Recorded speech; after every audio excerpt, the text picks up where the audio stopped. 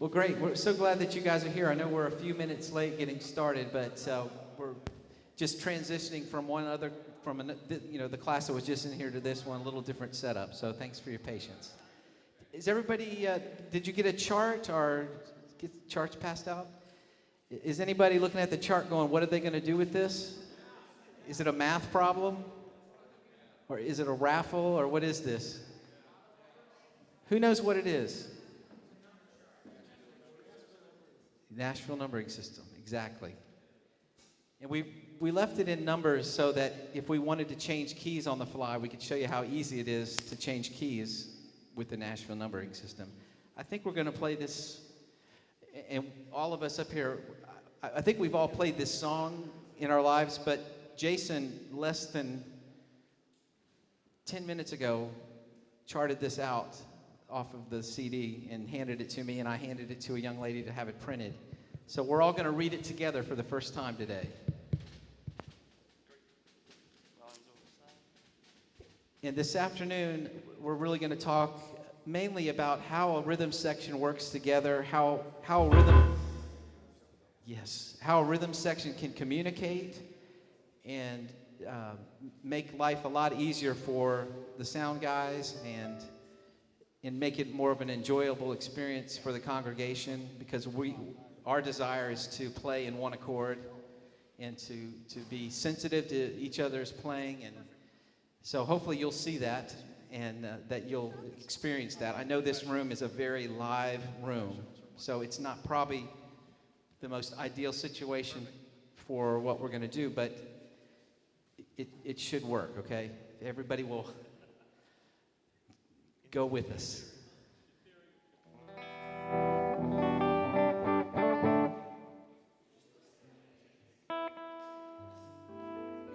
You gonna check everybody?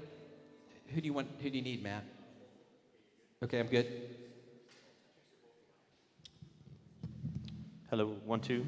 Yep. Good. Yep.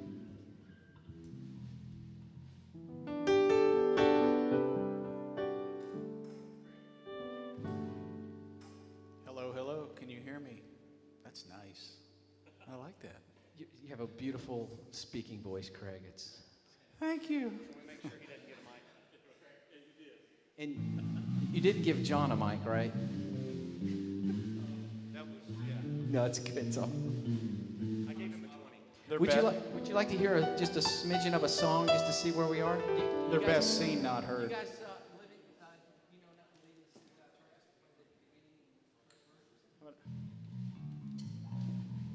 so we'll just play a smidgen to get a sound check. So somebody make it sound good.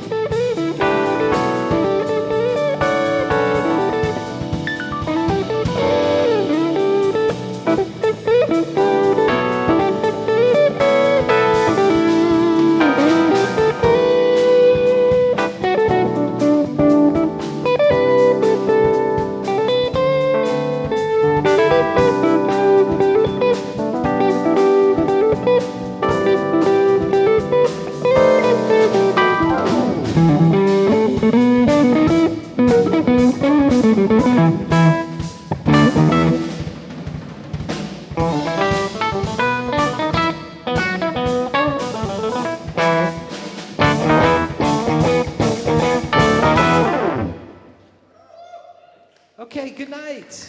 Thank you. So anyway, before we get started, I'd like to introduce to you the band that's up here. First of all, my name is Dave Cleveland, and I'm originally from Fredericksburg, Virginia. I live in Franklin, Tennessee. I've been there for about 22 years, and I play mainly in the studio. I do some live stuff here and there, but mostly I live in a studio with headphones on. So this good man right here, his name is Jason Webb. He is also one of Nashville's premier keyboard players. I mean, you just will not find a higher quality musician than Jason Webb. And just so happens to be an amazing brother in the Lord. So he has a humble heart, and his talent is truly amazing. Craig Nelson, I was trying to figure out, he's been in Nashville since 78. And I am almost convinced that there is no other bass player more recorded than Craig Nelson. Not only is he an amazing electric bass player, but he also plays upright or double bass and does all of the symphony and Nashville String Machine dates. So I know there's a lot of great bass players, but a guy that has literally been in the studio for 30-some years, he's an amazing player. So glad to have him with us today. And also Mr. John Hammond. I don't know what to say about John. He is an amazing musician. He's a drummer, and I know a lot of people think, oh, drummer, boom, boom, but he really has great ears. He's played for so many artists. I know he was one of the original guys in the Russ Taff band, and but he's played for Vince Gill and just all kinds of great artists. But he has a pocket. How many people understand when I say a pocket? His pocket is like, it's like getting on a ride at Disney World or something and just going for a ride.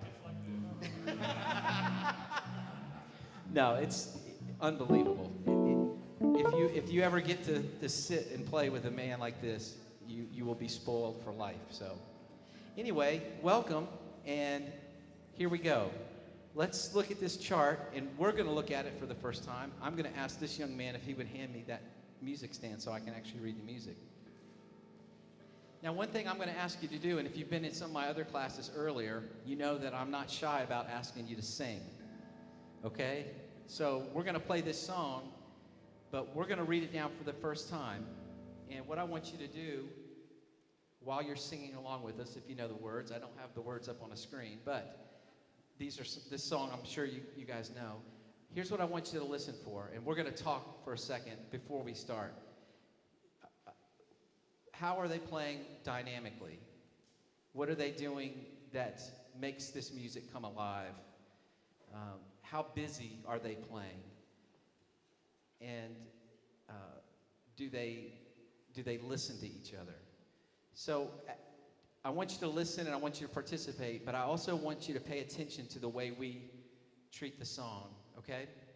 Now, it's only electric, keys, bass, and drums, so I probably would have an acoustic player on this song if we were doing it at church, but for right now, just imagine you hear shing, shing, shing going in the background. So here we go.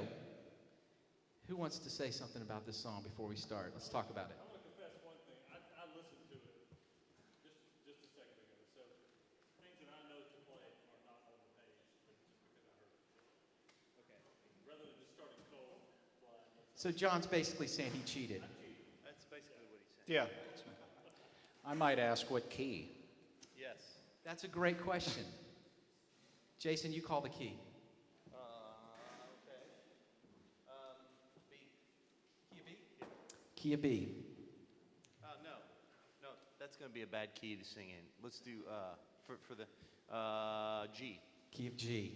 Now we're in my world.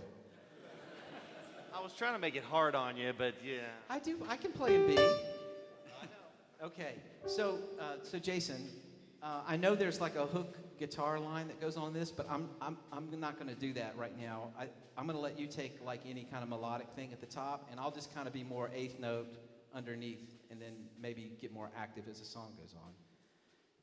Craig, what do you got? Would you like to share anything before you start with John? No, I was going to hear the intro. What do you want to down, up, 4 down, 4 up? The little options. This is one that just kind of starts and it just does the whole thing grows section by section. That's the whole key. But it doesn't start up slamming.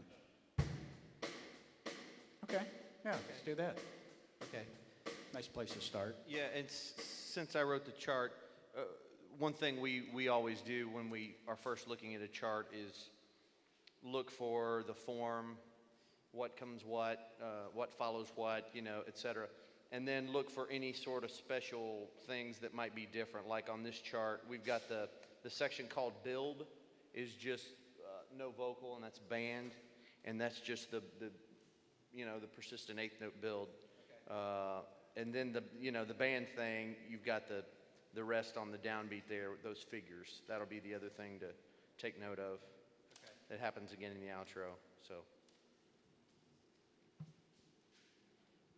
Now that conversation we just had took less than 2, 3, 4 minutes maybe? How many minutes? 2 minutes. If you will take 2 minutes and talk to each other before you play one note, it will make all the difference in the world to where this song will end up and where it will go. And so here we go. With that much time discussing, hit it.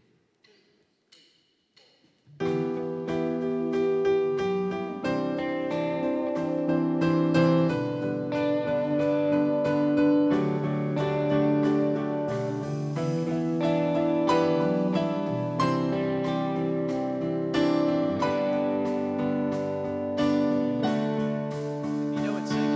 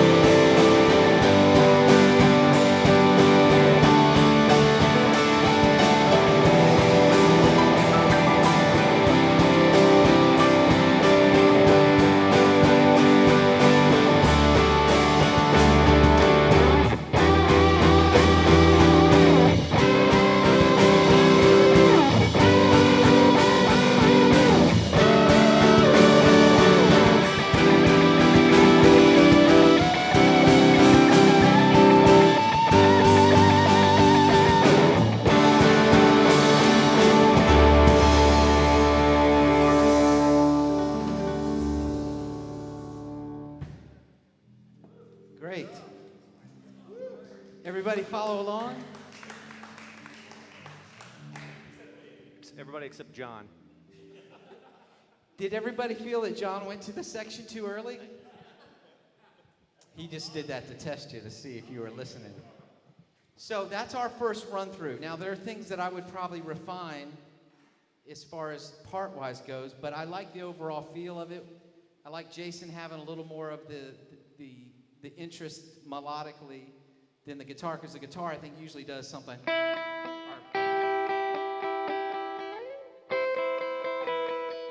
Something. I have to listen to it again.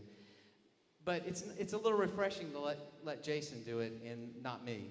You know, so don't be afraid to mix things up. Just because you hear something the way it's been recorded, I think sometimes we feel like, oh, that's the only way we can play that song. It's got to be played like that, or it's not going to be that song. Well, that's not true, because where it's in the service need to be treated differently, or the instrumentation you have in your band could be different. So don't be afraid to, go for something different, that works with your rhythm section. Any thoughts from you guys? No, other than we hadn't played this together ever as a band. Some of us were probably familiar with the song, but there are a couple interesting things that happened. Since we were picking on John a minute ago, I can say something nice about him. The thing that was really, really cool, he did it twice in two really necessary spots. At the end of the first line of that verse, where there's a diamond, which in our parlance means everybody stops. It's a whole note. He let us back in with a simple little unobtrusive cymbal fill that sort of said, okay, everybody's at the same place. Here's the beat. So that next downbeat wasn't a train wreck. And he did the same thing kind of coming out of the first verse, marking those sections. That's a really, for me, that's a really important thing that a drummer can bring to the table is in those subtle ways, letting everybody know, hey, here's a new section. But I think more than that, we were talking about it at lunch, the confidence. I can worry about what I'm going to do in listening rather than worrying if John's going to put the beat some crazy spot or if he's going to, go off on a tangent. I have the confidence because I've worked with him enough to know that it's going to be there. And he does all those little intangible things that really sort of keep the thing going, So that was good. Way to go, John. Would you like to speak to that? I'm going to say something different, actually. One thing that struck me about this one, and on paper it looks like it's nothing, but that's the section that is marked band. 8-note rest, and then 7/8 notes to fill out the bar. Rest. That's surprisingly difficult, only because most inexperienced musicians don't give a full value to that rest. And so that's so easy to speed right up, and all of a sudden it starts taking off. Any rest has exactly the same value as any note you play. And always bear that in mind. Rest, rest.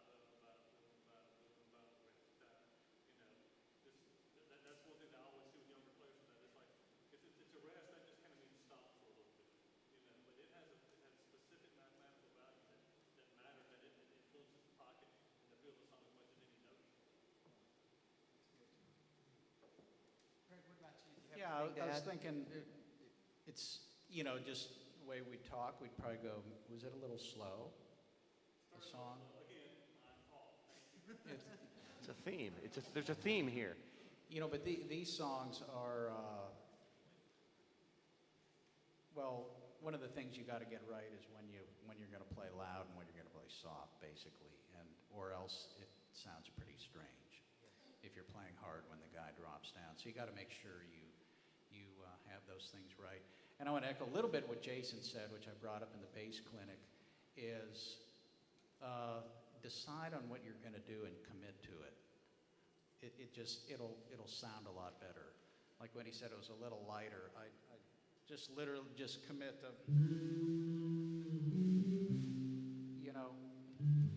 and what he'll do is maybe if I do something like that and put in a fill, I guarantee they'll hear it.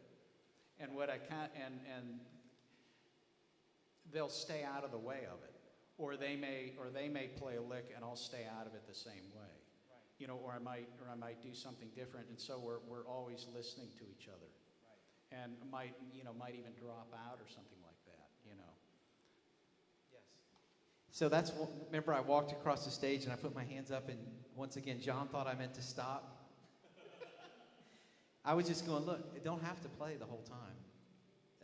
Sometimes not playing is the best thing you can do, and a lot of other people that are saying amen to that about guitar players stopping playing, right?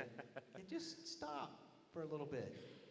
So what if we give an example of, let's play bar 5 through 8 on the first verse line, and let's show them what happens if we all fill. Ready? 5 through 8 of verse 1? Of verse 1, 5 through 8, 2 minor, 5 sus, 5 diamond, everybody fill. Here we go.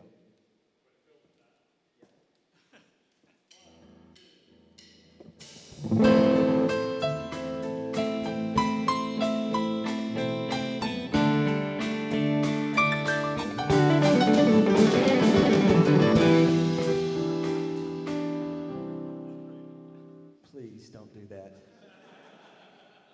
Listen to each other. It makes it so much nicer. And like Jason was saying, trust the drummer. And how many drummers are out here today? Yeah. So I would speak again to you. Let us have confidence in you. Make sure we know that you're in control of the tempo of the song and how to get us back to each section without us guessing. That's the challenge to you guys today.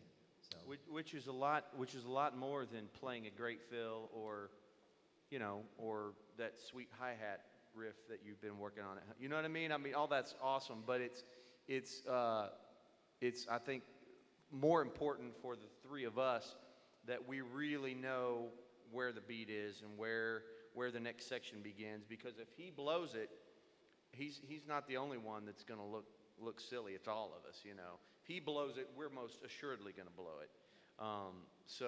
And that sort of falls back on the listening thing too. Just, being aware of your other bands. I mean, we worked with guys a lot, both in a live and studio setting, where you walk by their headphones and they have themselves and the click track audible, and they're not really even listening to anything else. And that's sort of, I call it music in a vacuum. It's like you're not really playing with anybody else. You're just kind of off in your own little world.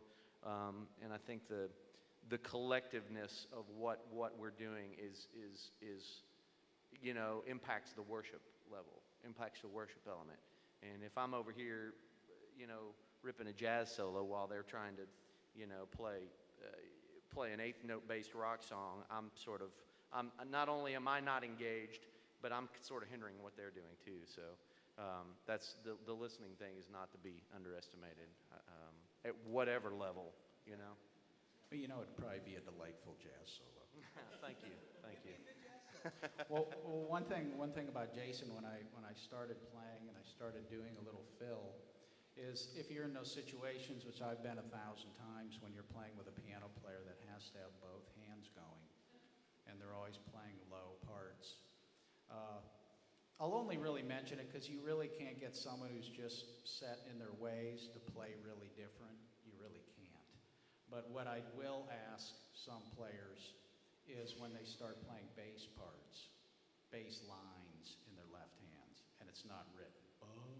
They go, bah, bah, bah, bah. They're like looking around like, man, yeah, well, it's not going to sound right because there's going to be collisions all over the place. So I can take a little more liberty when I'm playing with Jason because I know he'll always be sensitive to, not playing much. But like if this was for instance, if we just started for a second and let's pretend that the producer wants this to come back as like a little instrumental, like piano thing, where it's a little more Jason and we're just filling in, and just play a little bit of that, where I'm kind of forced to, play a little lighter.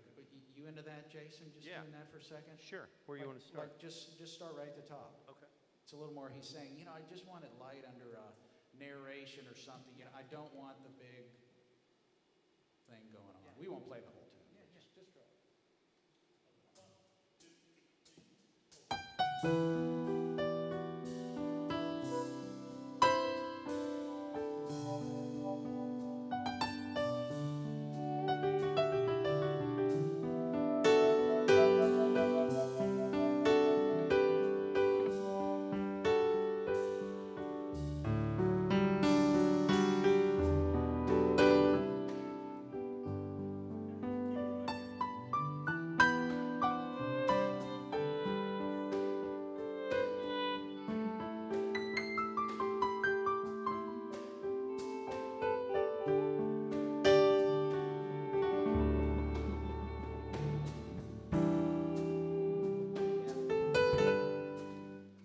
So, so play to what the mood of the song is. So Craig suggested that the mood is a whole different And then thing. I might, if it's doing that, then maybe when I get the chorus, I'll think of something, well, let's not do diamonds, you know, maybe I'll try to get the guys to do something, so like I might just go. Yeah, that little part right there makes me do something completely different.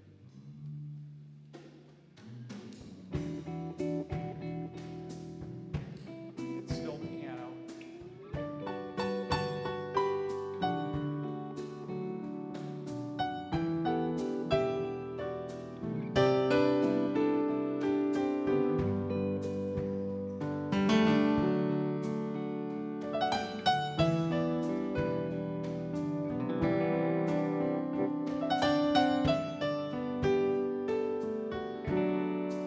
Yeah, that sort of thing. Because it really happens. I mean, people will bring in songs, and sometimes they go, "We want to just like this recording," and of course that's what we're hired to do. So we will do the recording. But sometimes they'll want something a little different, a little edited thing, maybe not that quite far removed, but quite frequently, what we run into a lot of times is, you know, there's a lot of great praise and worship songs. There really are. There's a lot of some that aren't all that great, and a lot of them are all the same chord changes. So we'll frequently get in and do a recording for someone, and they may bring in 12 songs that sound exactly the same. And so we will take little liberties. I mean, it has to be okay with them, and it usually is to do something a little different. And so, in brief, like I had mentioned in my bass clinic, we have the luxury of, since it's our profession, to have multiple instruments and different things. But I may look after we have done 3 praise and worship songs with 8th notes going on, of maybe trying a little different feel. So I may look at Dave. This has happened many times, and John as well, but Dave in particular, I'll say, "Hey Dave, I think I'm just gonna go to my Jaguar with the flat wounds and just be kind of like a little more thuddy thing, a little more open." And Dave might immediately say, "Oh yeah, I'm gonna grab this guitar." And John might hear it and do something a little different. Jason might say, "Well, if you're gonna do that, I'm gonna just do a Rhodes, or I may just go over to Whirly." And we're obviously still trying to make the song sound good, but it's surprising how often the artist really loves it, and it gives them something a little more delightful, because maybe they're a guitar player, but most of the time the artist is a really basic guitar player, and they only know a few keys. And so it kind of helps to do something. But what I play, what instrument I grab, and what I play, it's not going to matter if everybody plays the same. And so they're sensitive, and they'll go to a different area, Yeah, just real quick, on that last little run through that Craig suggested, he started to do a few little fills and actually a couple inversions that I thought were really nice. And the way we were approaching that gave him the freedom to do that. Now, if I'm playing all these low notes, that's going to sort of kind of start sounding like that, which is rather Jason, unpleasant. demonstrate that, you and Craig, just left hand together, random, against not really even trying to listen to him, just doing something that... Do some inversions, and I'll play okay, good. Yeah, this is what you get, and this is when the low end starts to really impact what everybody's got going on. But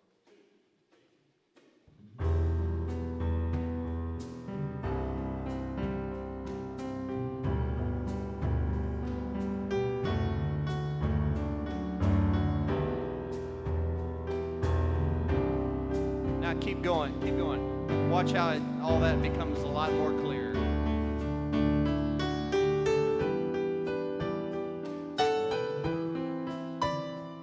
And see, most of you, when that happens, are looking around at the sound man going, can you fix that? And he's going, can they fix it?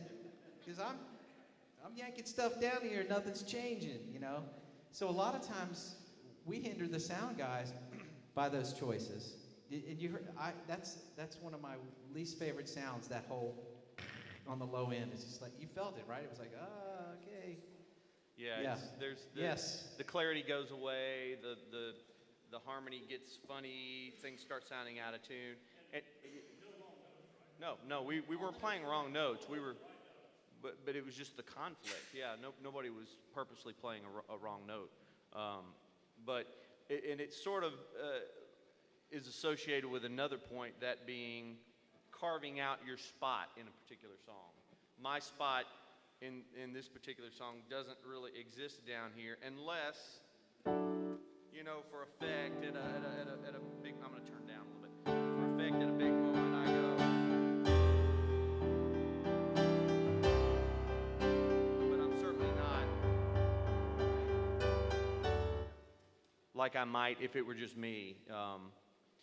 Piano players, you know, we spend a lot of time learning to play with both hands and hand independence and playing Bach and playing Hanon and playing, you know, we have to accompany, so we're the whole band. When you get in this context, much of that needs to go out the window to be able to function really effectively in this context. As a matter of fact, there are a lot of these kind of songs you could almost legitimately get away with playing with one hand and carving out a spot. Not that I make a habit of doing that, but it would literally be possible to play just so simply with one hand versus all this, and the sound would be so much clearer, so much more focused, and the whole band sounds better. So I tend to take the left hand up here and play more like this versus a lot of this. I mean, and that, but all that goes back to that point, is carve out your spot in the particular song that fits everybody else's part. So how many keyboard players out here that play keyboard? Does that make sense to you guys? Great. We expect for you to do that. Now that's some really good information, and I hope that speaks to you, and you're like, yeah, I'm going to do that. And I'm telling you, you're going to have sound man running up going, I don't know what you're doing, but I love you, man. That was awesome. So, are there any questions to this point? Come on. Yeah, as a keyboard player and as somebody who, traditionally has played with themselves, one of the things that you guys do with each other is that you really trust each other to kind of carry their own thing. Yeah. So there's a lot of people here today, and there's a lot of different skill levels, a lot of different churches represented. One of the things that I find myself doing is compensating for lack of people that are listening. So, is there any way that, like, can you speak to that at all in terms of how to handle that? Well, it's a team sport. It really, really, really is a team sport. If the Bills' offensive line isn't happening, I don't care who they have back there throwing the ball. It's really not going to work very well. And I think everybody, amen. Yeah, I could have substituted the Titans for that, by the way. We've all been in situations, the four of us, where we're playing with different bands or whatever, and you're playing with, say, three guys that are pros that you've played with before, and and there's that one guy who might be a fine player but isn't quite up to speed with what's going on, and it serves to bring the whole thing down in a funny way. So in that respect, I think it's really, we've got to take it on ourselves to prepare. That's the big thing. Prepare for what we're doing. Learn the songs. Learn the parts. I'm a keyboard player, so I need to be able to know where my tones are and know what's going on, and then listen. But you're right, it's a really difficult thing when there's one guy or a couple of guys in a larger band that aren't maybe on the same page.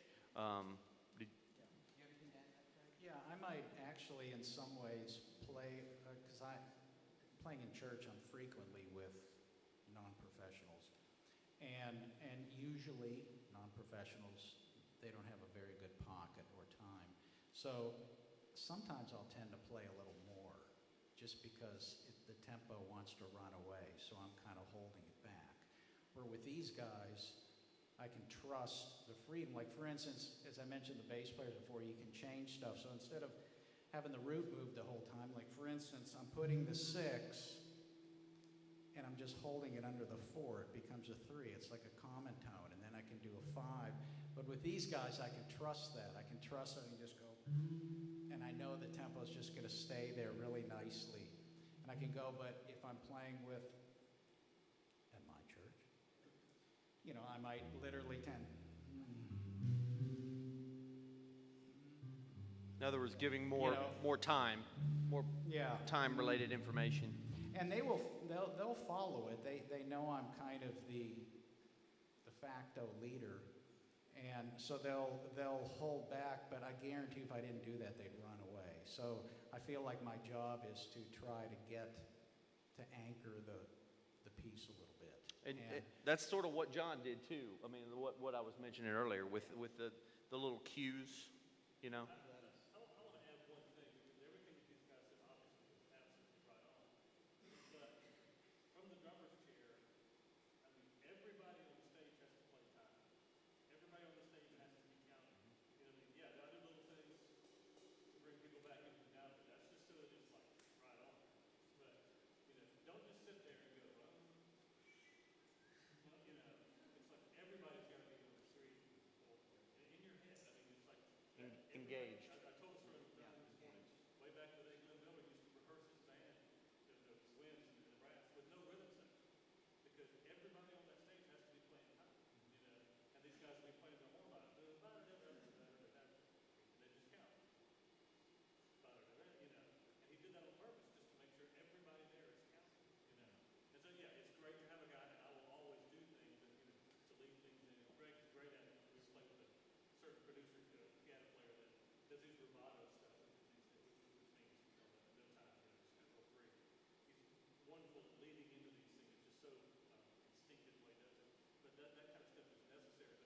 But everybody has to be counting. Everybody has to, you know, you do the little things just to kind of make sure, just to lock it in a little bit more. But everybody has to be counting. That's a great point. But your question specifically is one that haunts just about every band in the country. It really does. And I would say, you know, to that, the rehearsal is so vitally important. I mean,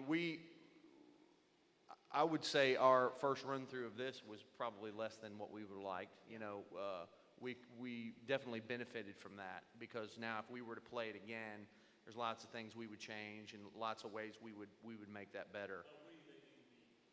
Lots of things but the rehearsals are not so I can come and demonstrate my ability to play the song. That's really the least important factor, I think. The rehearsals are so that the 4 of us function as a team, and function as a unit, rather than 4 guys who may or may not be at all gifted at what they're doing individually.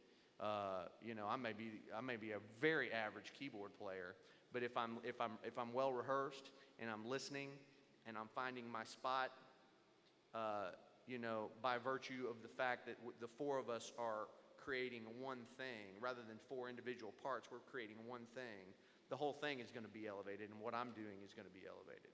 So that's, to me, the really big thing is just, you know, carving out time to learn, I guess, on your own what the song is and what you need to do. But boy, the big thing is how can we all make it sound like there's one guy up here playing, and that's the huge thing. Does that speak to your question a little bit?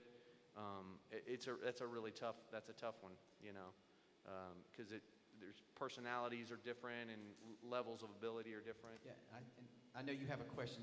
Let me just say one thing to him that goes, I think if you're that guy in the band that really gets it, I think with humility, if you take it upon yourself to be a leader and talk to the guys and really come up with a plan for each song, you know, and they can start looking to you to trust you. Sometimes it might be a little, they might be a little resistant at first, that you would say, hey, what if you try to play this one note and just hang on that, and then, but once they see that it works, they might trust you as a leader. I'm not saying, I don't know if you're the leader of the section or whatever, but you know, that would be a way to approach that, you know, to help them to grow as players too. So. Could I address that before that question? You're gonna get your No, no. Well, we can get to the question. Just on the leader thing. I'm sure a lot of you play in church. Hopefully you do. And I've volunteered forever at our church. And that even means coming in at 7:30 in the morning. I beg you, mark your charts. Don't make the rehearsal a waste of time. And don't hang musicians during the service by doing things. And what I mean by that is I've had leaders where, and I'm just observing, we'll have different worship leaders, and he'll say, yeah, I want to do that bridge after the second chorus. Well, I'm marking my chart. I don't see him marking it. I don't see him marking his. And then he gets to the thing and he just does what he wants. Well, people look at me because he's the leader like I made a mistake. And hey, I make mistakes occasionally. But I shouldn't. That wouldn't. Very rarely. Well, that wasn't the one I should have made. Like one time, we had this worship leader playing piano, and we're rehearsing again, 7:30 in the morning. Volunteers, guys, I want this chorus, man, to really build, and the bridge, man, I want it huge. And so usually we come down on the bridge on that song. I forget what song it was. Well, okay, that's what he wants to do. So we rehearse it, mark crescendo. Big, maybe even just write the word on there. We get into the service, and we're building this chorus up, and then all of a sudden he drops down to nothing, and he starts going like this to us. This is in front of 800 people. Man, I stood him up. I almost was ready to jump out of my seat and go up there. And he goes, man, what are you talking about? I just wanted it to be down. No. We rehearsed it going up, so you need to commit to it. I'm not saying you can't do an extra chorus at the end of a song or something. We're all used to that if people are praising, because we are doing it for the Lord, for the congregation and that stuff. But, take care of your musicians. I mean, I try to. I try to help the guys that come in as play as much as I can, and, don't hang them if you're a leader. Yes.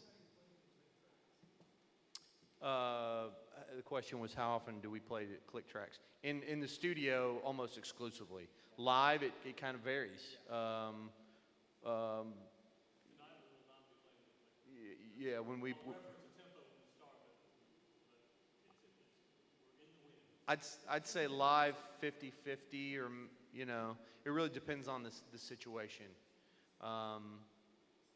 There are pluses and minuses to that live, from my perspective, and you guys chime in too. The plus is obviously that steady, metronomic beat that I don't care how good your time is, nobody has perfect time like a computer or a metronome. So that sort of keeps everybody, on the same wavelength.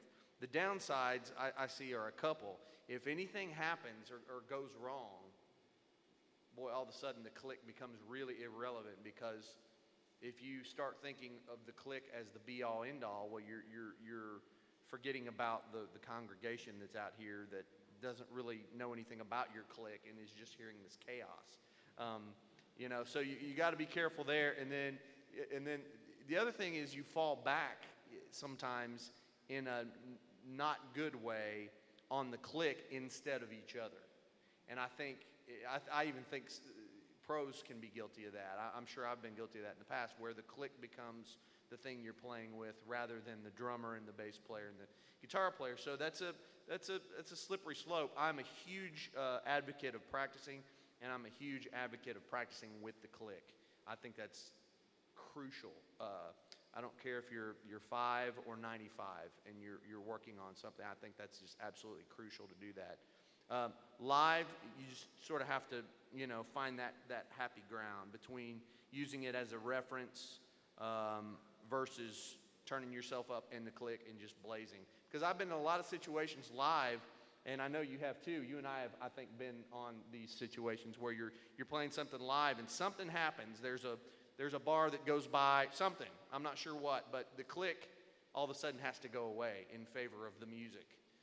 Because the clicks, something happened. Somebody got off a beat, somebody did something, and all of a sudden the click's got to go off and you go without it. And so, I would just say if you do use it live, I think that's valuable too. Just make sure you're still listening to to everybody playing. That's a great question. And in the studio, when I started in '78, we still cut a lot of rhythm things without click. And of course we were on 2-inch tape and that kind of stuff, but now with Pro Tools and Logic and all the digital, they want a cut on a grid. So they want to be able to take multiple passes and be able to plug in things. And so it does assist the recording process and makes it a little less expensive, and you can get more options. It can open a can of worms as far as what to use, but that's the main reason they do it. But I think everybody, it comes through experience. When you first start playing to a click, sometimes you listen to it too much. There's a lot of times when I've actually played on songs and realized I didn't have the click on. You were just used to it or the count off, or you're so used to listening or having a good set of time. So if you are playing the click, I'd have it low enough that it's just kind of a reminder in the background, but you're still listening.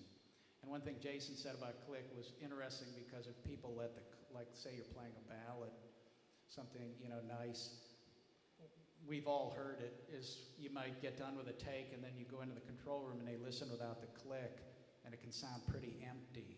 Because everybody was kind of letting the click fill the holes.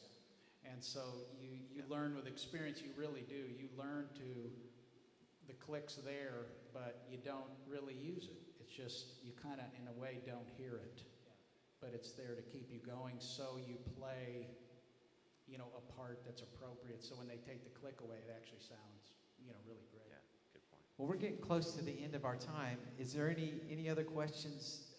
I know we've covered a lot of ground just diving into this one song, and I'd like for us to actually play this song one more time before we go, and give us another shot to do better. And then, but is there any other questions about what's going on, or would you just like to worship the Lord and let us play? What's that? Yes. Hey. So you got to talk to. I like to hear what you're saying. Hey, where's Chris? Come up here and play with us. Come on. I see you back there. Come grab Mom McPherson. It's not going to be plugged in, but you're going to look great.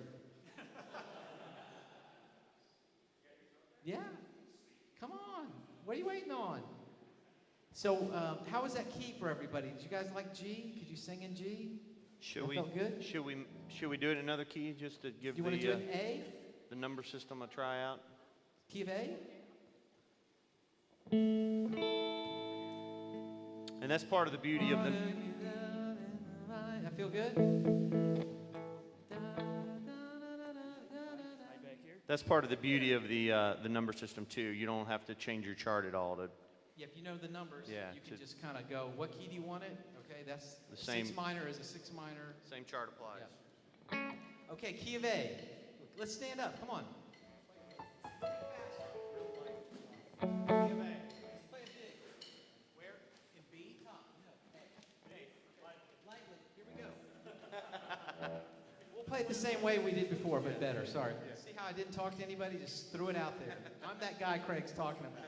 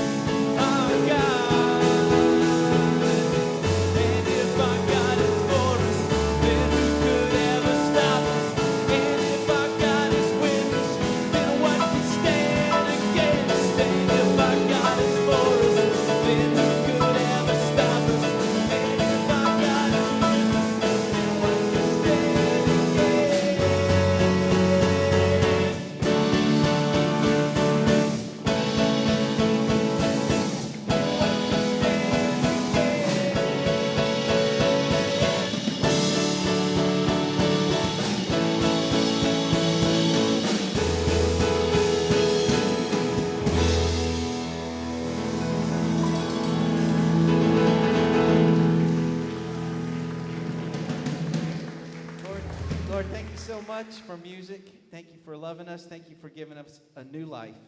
And I pray that you would bless each one of us as we go from here.